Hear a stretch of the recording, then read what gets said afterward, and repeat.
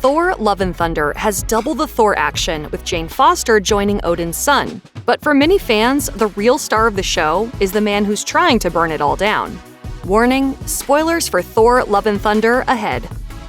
In Marvel movies, the hero is typically only as good as the villain they have to go up against. And in Thor: Love and Thunder, we see the god of thunder battle one of his most imposing foes to date.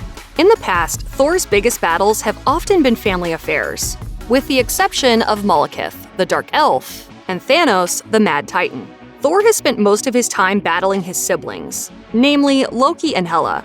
He even had his issues with his father, before he grew up a little and proved himself to be worthy. But now, he needs some fresh blood to go up against, and he gets it in the form of Gorr, the God Butcher. Gorr's issue with Thor is fairly straightforward. He felt betrayed by his own god. So once he got hold of the Necro Sword, he vowed to kill every god out there. Thor is no exception, and based on some of the scenes we get, he's pretty efficient in his god killing. He manages to defeat some truly formidable foes before turning his attention to eternity and getting that coveted wish to take out every god once and for all.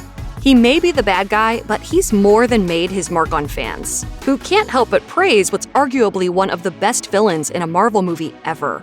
Thor: Love and Thunder opens with a sequence showing Gorr's tragic backstory as he wanders the desert with his daughter, doomed to die. When he finally stumbles upon his god, he's heartbroken to realize that the god doesn't care about him or his dead daughter. In response, he vows to kill every god out there for revenge.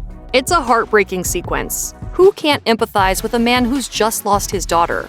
And fans seem to think this makes Gorr one of the better antagonists to come out of Marvel Studios. One Redditor kicked off a discussion on the topic, saying, "This was the first time in a very long time that I actually felt the menace of the villain and jeopardy of the characters. And it was the first time I felt that I wanted to see more of the villain's adventures." A ton of people agreed, with many wishing they had gotten to see more of Gorr in the flick.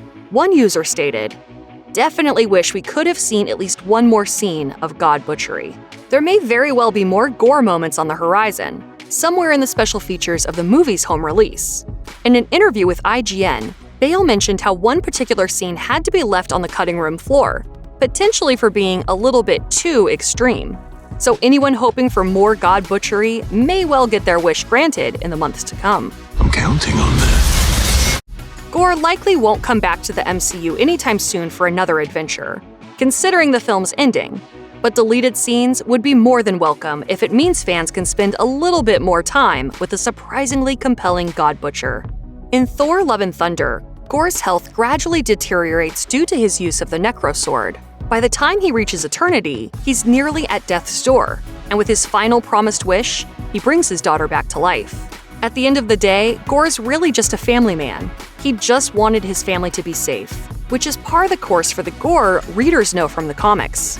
Gorr's comic origin story is similar to the one we see in the film. While he initially believes in the worthiness of the gods, he soon loses hope due to the loss of his wife and children. Unlike the film, his final child is a boy in the comics, but his faith isn't enough and his child quickly perishes. Gorr is a relatively new addition to comics lore. He made his first appearance in Thor: God of Thunder #2 in 2012, and he's gone on to have numerous spars with the likes of the Asgardian. For those wishing for more adventures with Gorr, the pages of a comic will be your best bet.